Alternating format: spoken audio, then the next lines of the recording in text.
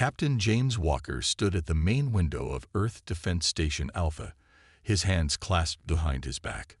The sight before him would have been impossible to believe just 24 hours ago.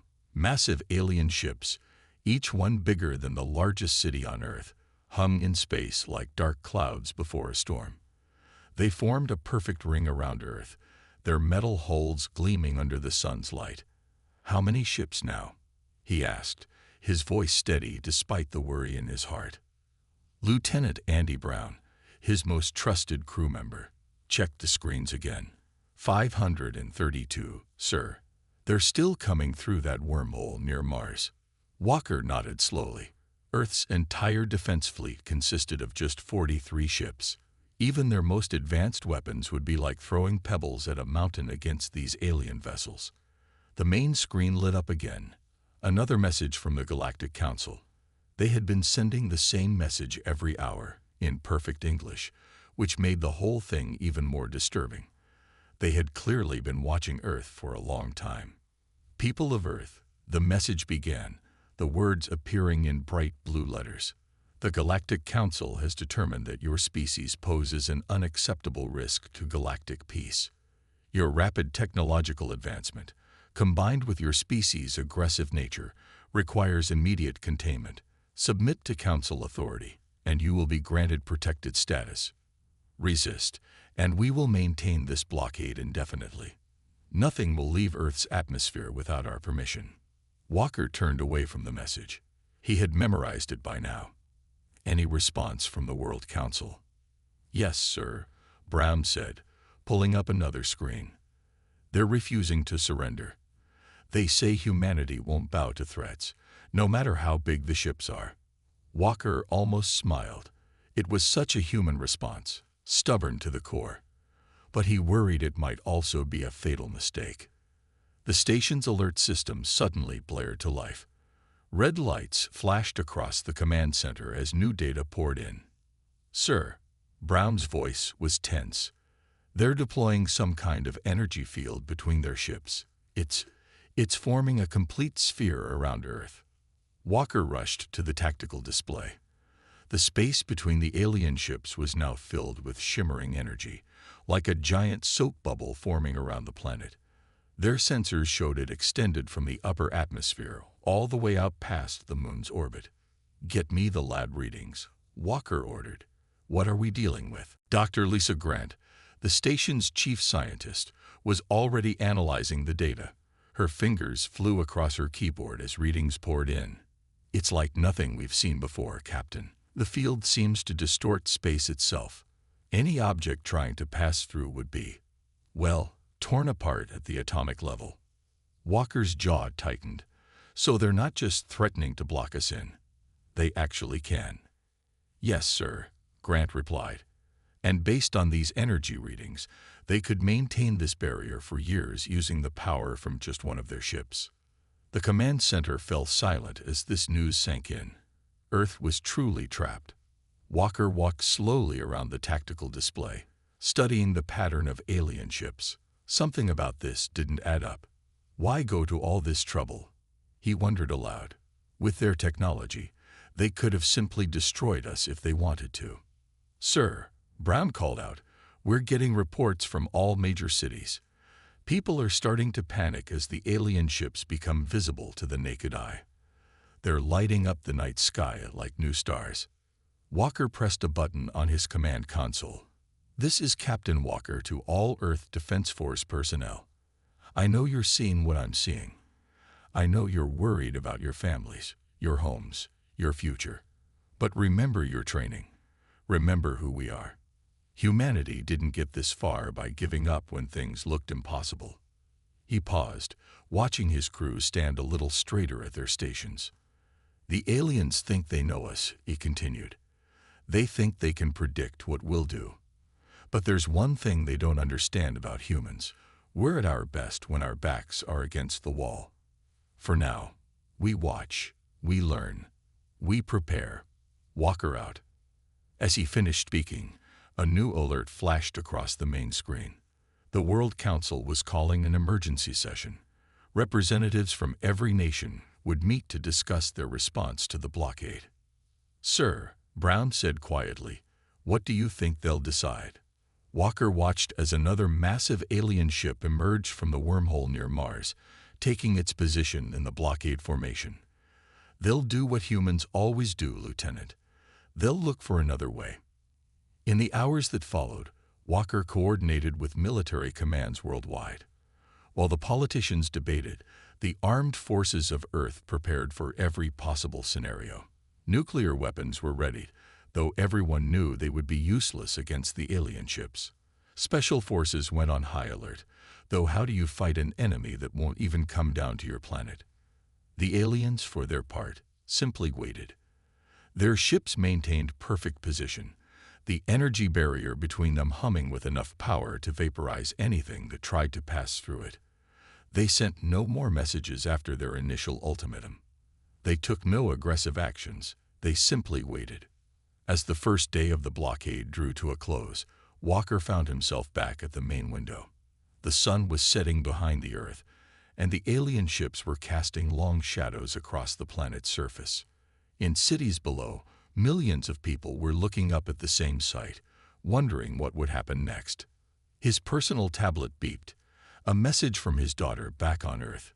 "Dad, are we going to be okay?" Walker looked out at the ring of alien ships, at the shimmering barrier that held humanity prisoner on their own planet. But then he noticed something else.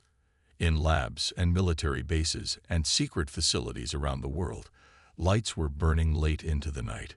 Human minds were already at work, looking for solutions, thinking in ways the aliens couldn't predict. He typed back a response. "Yes, sweetheart. Remember what I always tell you. Humans are really good at finding doors where others only see walls." As if to emphasize his point, a priority message flashed across his screen. It was marked with the highest security clearance, coming from a facility he'd never heard of, deep beneath the Mojave Desert. The message contained just 4 words. "Project Mole is ready." Walker allowed himself a small smile. The aliens had built their walls strong and high, thinking they had trapped humanity inside. But they were about to learn what every other barrier in human history had learned. When humans can't go through something, they find a way to go around it, under it, or through spaces their opponents never even knew existed. The blockade of Earth had begun. But far from containing humanity, it had only set the stage for their greatest leap forward. 500 feet beneath the Mojave Desert, Dr. Emma Reed walked through a tunnel that officially didn't exist. The walls around her hummed with power as machines worked day and night. The air smelled like metal and ozone, the scent of human ingenuity hard at work. "Status report," she called out as she entered the main lab. The room was huge, carved right out of the bedrock. Dozens of scientists and engineers moved between computer stations and strange machines that glowed with blue light. Mark Taylor, her chief engineer, looked up from his screens. "The quantum tunnel is stable, Dr. Reed. We've successfully sent test objects through spaces smaller than an atom. They're coming out exactly where we aimed them." Emma nodded, trying to hide her excitement. For 10 years, they had worked on Project Mole in complete secrecy. While the world's attention had been focused on building better spaceships, her team had been finding ways to skip through space itself. "Show me the latest test," she said. Mark pressed some buttons, and a video appeared on the main screen. It showed a small metal ball, about the size of an apple. As they watched, the ball seemed to fade away like mist, then appeared again on another platform 30 feet away. "How long did that transfer take?" Emma asked. "Less than a microsecond," Mark replied with a grin. The alien sensors didn't even blink. As far as they can tell, nothing happened at all. Emma allowed herself a small smile. The alien blockade had been in place for 3 days now.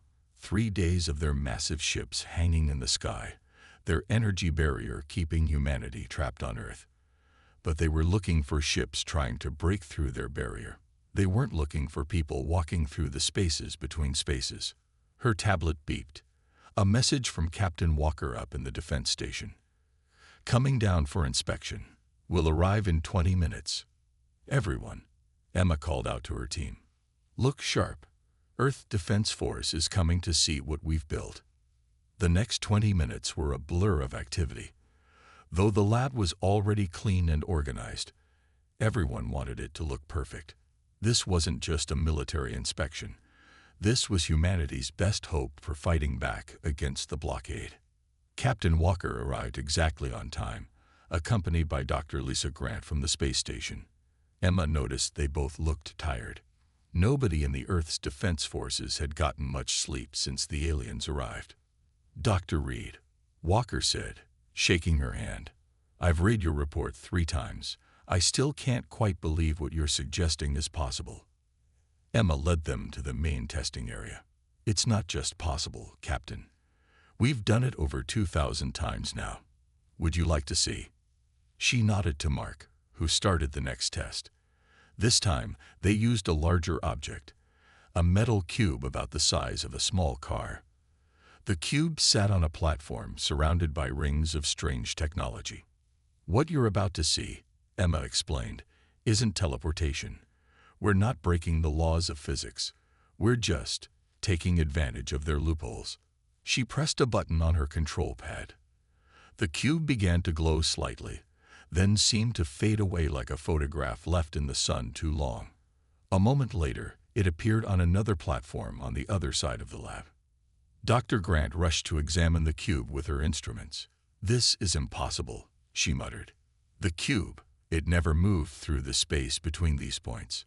It's like it took a shortcut through quantum space. Emma finished for her. A space smaller than atoms, where distance doesn't work quite the same way. The aliens can't detect it because they're looking for things moving through normal space. Captain Walker walked around the cube, his face thoughtful. And you can control where these objects appear. Anywhere we've placed a receiver, Emma confirmed. We've already set up 12 hidden receivers on Mars, and the aliens haven't noticed a thing. Walker's eyes widened. Mars? You've already sent things to Mars. Emma nodded. Small things so far. But we're ready to go bigger. Much bigger. She led them to another part of the lab, where a large chamber stood ready. It was big enough to hold several people. This is what we've really been working on, she explained. A way to move people through quantum space. We've tested it with animals. Dogs, monkeys, even a horse once. They all came through perfectly fine. Have you tested it with humans? Walker asked. Emma shook her head. Not yet. We were about to start human trials when the aliens showed up. But Captain, we're out of time for careful testing. The aliens think they've trapped us here, but they've actually given us the perfect opportunity to prove this technology works. Walker was quiet for a long moment, looking at the quantum chamber. How many people could you move at once? With our current power supply, about 50. But we don't need to move a lot of people at once. We need to move the right people to the right places. She led them to a computer showing a map of nearby star systems. We've identified over 300 planets that could support human life. Planets the aliens don't control or haven't found yet. With this technology, we could start setting up colonies before they even realize what we're doing. Dr. Grant looked amazed. You're not talking about breaking through the blockade. You're talking about going around it completely. Emma nodded. The aliens think 3-dimensionally. Their ships, their barriers, their whole empire is built on controlling normal space. But we found a way to step outside their game board entirely. Captain Walker stared at the quantum chamber, then at the map of potential colony worlds. Finally, he turned to Emma. How soon can you be ready for the first human test? Emma felt her heart beat faster. This was the moment her team had worked towards for 10 years. We can be ready in 24 hours. But Captain, we'll need volunteers. People willing to risk being the first humans to travel through quantum space. Walker stood straighter. You have your first volunteer right here. Emma started to protest, but Walker held up his hand. The aliens want to contain us, to control us, to make us submit to their rules. But they don't understand what they're dealing with. Humans don't just break through walls. we find completely new ways around them. He looked around at the assembled scientists and engineers. Let's show them what humanity can really do. Emma nodded, feeling a mix of fear and excitement. In just 24 hours, they would either make history or prove the aliens right about humanity being too reckless. But as she looked at her team's determined faces, she knew which way it would go. Humans had always been good at doing the impossible. Now they were about to do it again, not with force or violence, but with pure human ingenuity. The aliens had built a cage for humanity, but they were about to learn that humans were very, very good at finding unusual ways out of cages. Colonel Tom Hayes watched the countdown timer on the wall of the underground command center. 1 week had passed since Captain Walker's successful quantum jump to Mars. Now it was time for the real mission to begin.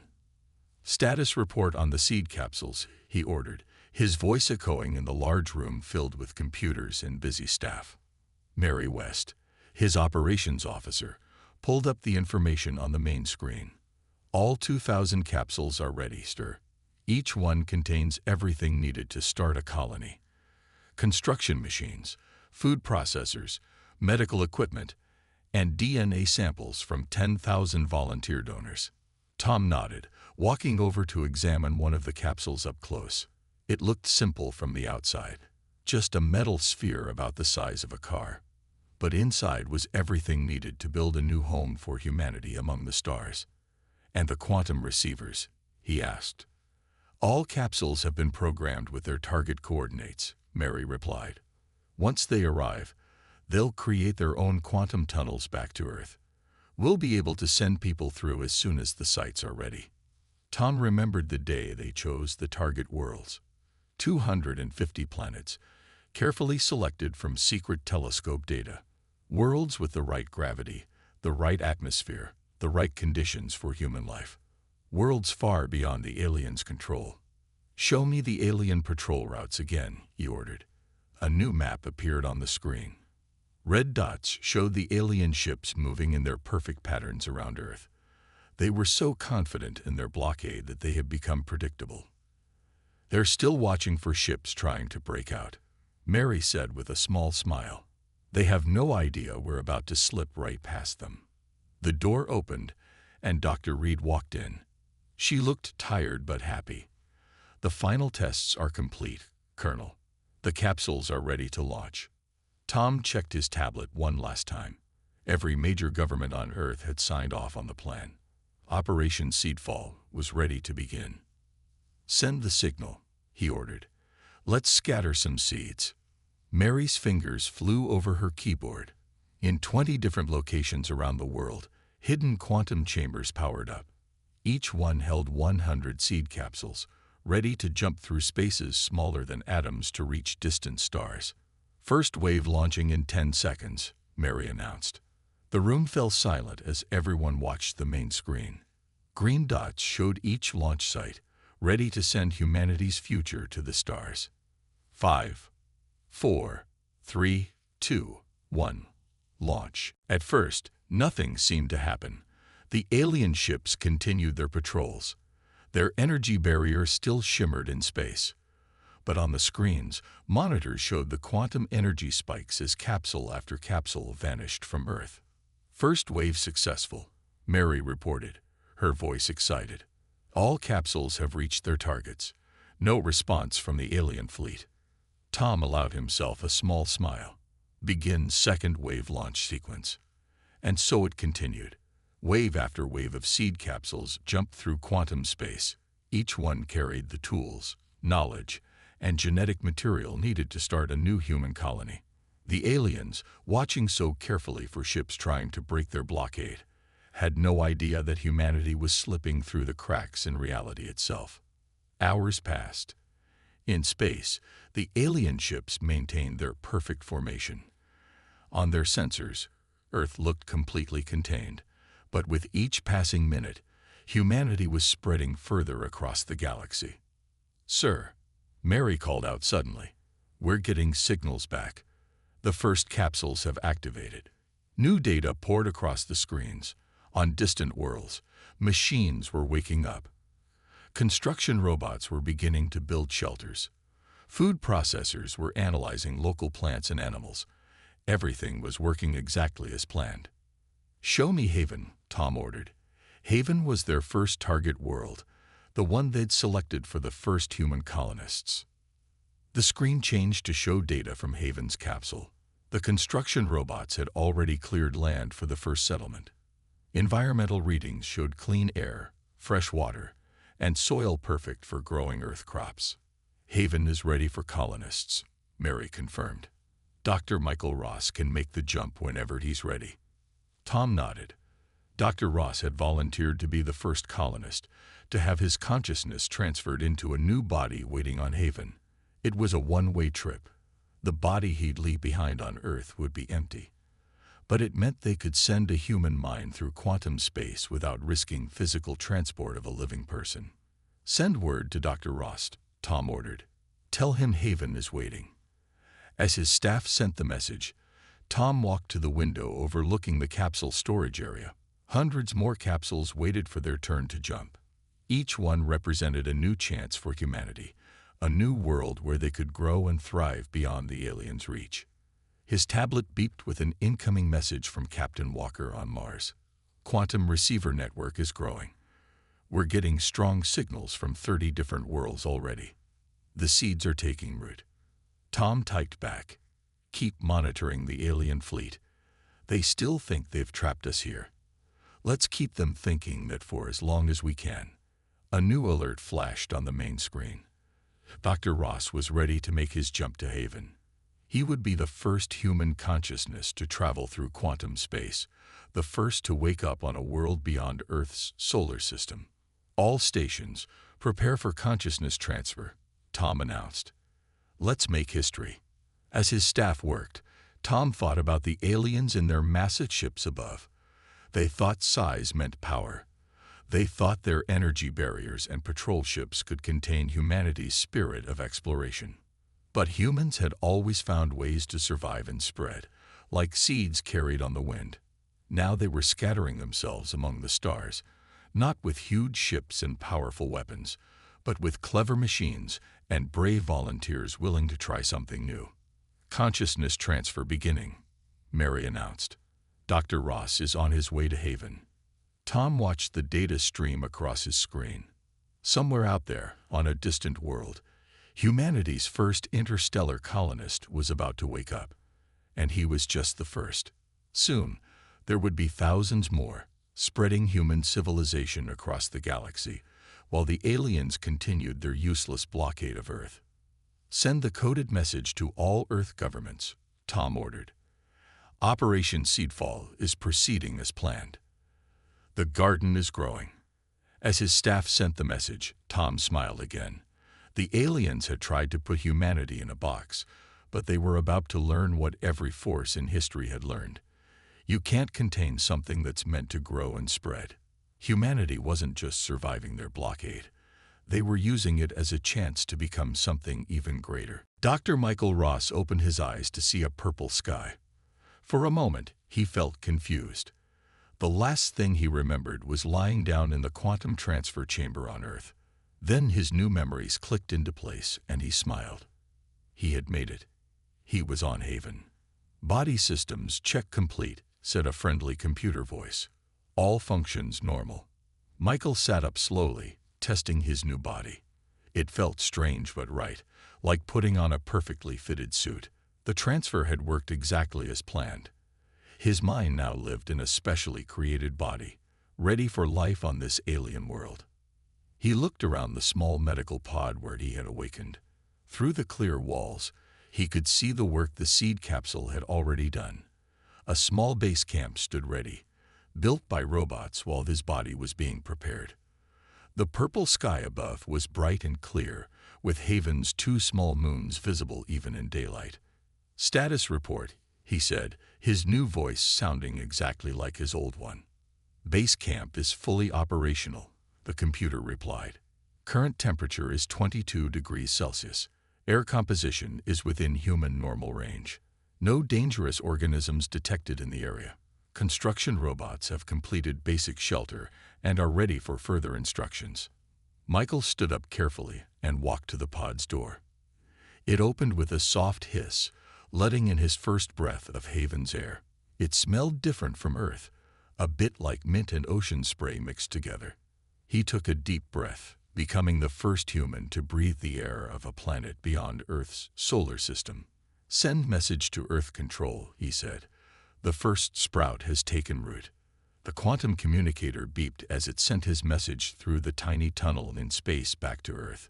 A few seconds later, Colonel Hayes' voice came through, clear as if he were standing nearby. "Glad to hear your voice, Doctor. How does Haven look?" Michael walked around the base camp, taking in every detail. "It's beautiful, Colonel. The capsule chose the landing site well. We're in a valley with mountains to the north, and what looks like good farmland to the south. The robots have built enough basic shelters for the first 100 colonists." "Excellent," Hayes replied. "We're preparing to send the first group of colonists now. 20 families, all volunteers who understand this is a one-way trip. They should arrive within 48 hours. Michael nodded, though Hayes couldn't see him. 2 days. In 2 days, Haven would go from having 1 human to having almost 100. And this was just the beginning. He spent those 2 days working with the construction robots, getting everything ready. They built more houses, set up the first farm plots, and tested all the equipment. The robots worked tirelessly, their movements directed by both Michael's orders and their own programming. He also explored the area around the base camp. Haven was like Earth in many ways.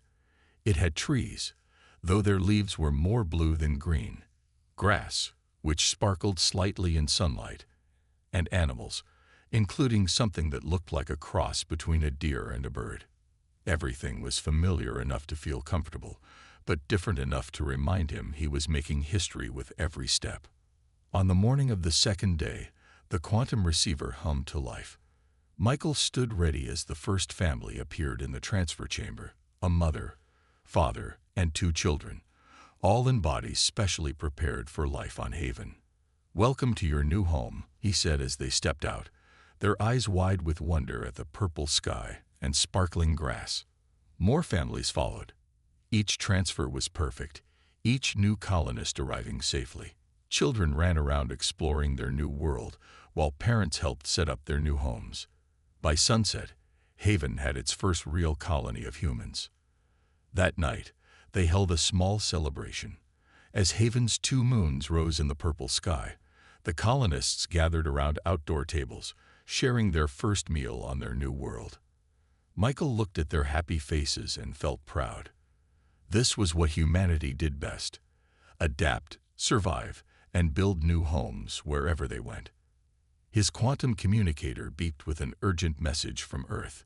It was Colonel Hayes again, but this time he sounded excited. "Dr. Ross, are you there?" "I'm here, Colonel. What's happening?" "The other seeds are sprouting," Hayes said. "We're getting signals from 50 different worlds now. The quantum network is growing faster than we expected. Colonies are being set up on every world we sent capsules to." Michael smiled. "How many people have made the transfer so far?" "Over 1,000, Hayes replied, "and more volunteers signing up every day. The aliens still haven't noticed anything. Their ships are still just sitting there, watching Earth's atmosphere for any sign of ships trying to break through." One of the children ran past Michael, chasing what looked like a glowing butterfly. The sight made him laugh. "They're looking in the wrong direction, Colonel. While they watch the sky, we're spreading through quantum space." "Exactly," Hayes said. "And we just got word from the Mars base. They've finished building their own quantum transmitter. We can now send people directly from Mars to any colony world. The network is growing." Michael looked up at the stars appearing in Haven's darkening sky. Somewhere out there, 49 other colonies were starting just like this one. 49 new homes for humanity, all growing stronger every day. "The aliens wanted to contain us," he said. "Instead, they forced us to find a better way to reach the stars." "That's not the best part," Hayes added. "Wait until you hear what the science team just discovered about quantum space. It turns out we're just scratching the surface of what this technology can do." Michael was about to ask what he meant when one of the colonists called him over. They had found something interesting. Plants that seemed to glow in the dark, creating beautiful patterns in the evening shadows. "I have to go, Colonel," he said. "New discoveries to make. But keep me updated on Earth's status." "Will do, Doctor. Earth control out." As Michael walked over to examine the glowing plants, he thought about the aliens in their huge ships. They thought they were so advanced with their energy barriers and massive fleets. But they had never considered that humans might find a completely different path to the stars.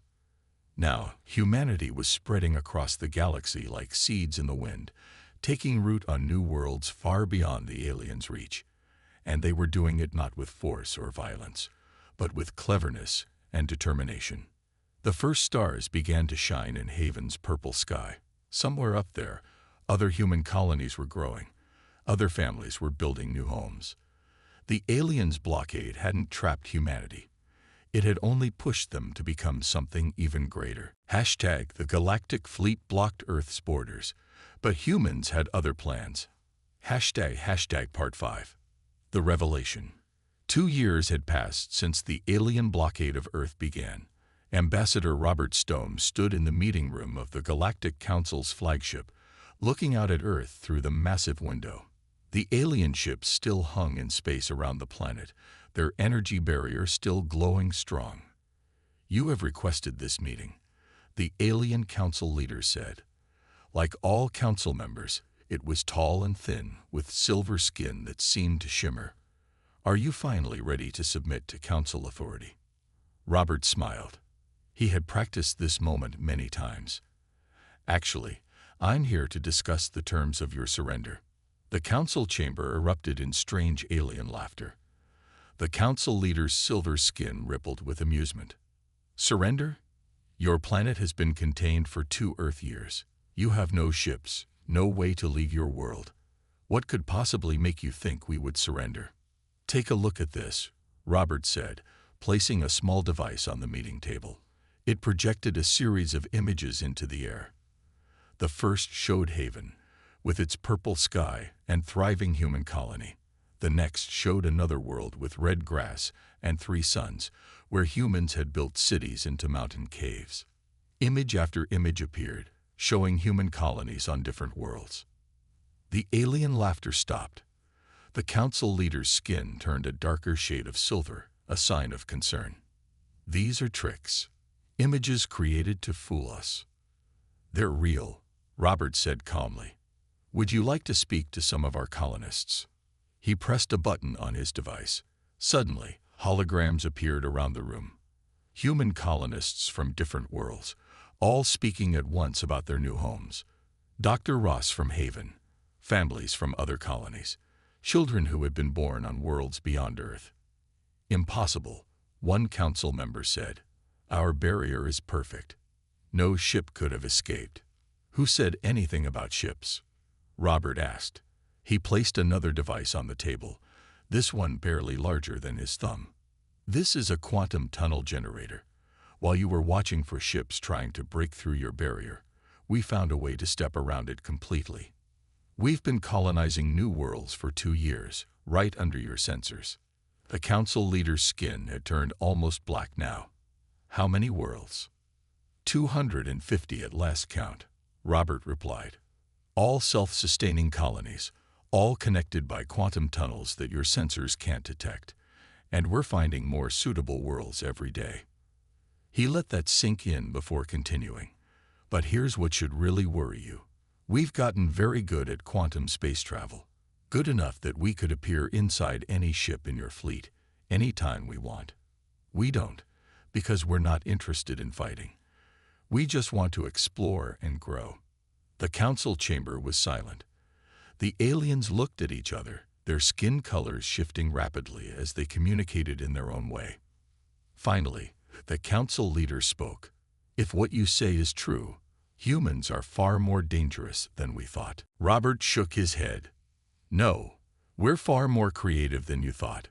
You saw our ships and weapons, and thought you knew what we were capable of. But humans have always been best at finding new ways to solve problems. He walked around the table, looking each council member in the eye. Your blockade didn't contain us. It challenged us. It made us think differently about space travel. And now we can go anywhere in the galaxy without massive ships or fleets. What do you want? The council leader asked. 3 things, Robert said. First, end the blockade. It's pointless now anyway.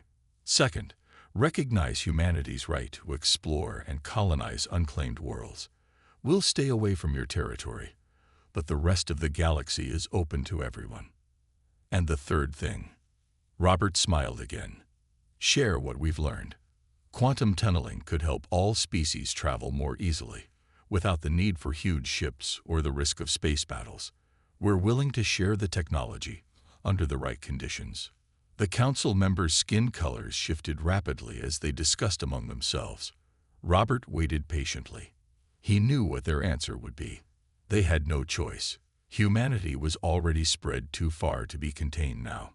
Finally, the council leader's skin returned to its normal silver color. Your terms are acceptable. The blockade will end. But know this, we will be watching your colonies carefully. Watch all you want, Robert said. You'll see the same thing on every world. Humans doing what we do best. Building, growing, learning, and finding new ways forward. He gathered his devices from the table. I'll have our technical team send you the basic principles of quantum tunneling. I think you'll be impressed by how simple it really is. We just had to learn to think differently about space itself. As he turned to leave, the council leader spoke one more time. We tried to contain you because we feared how quickly humans were advancing.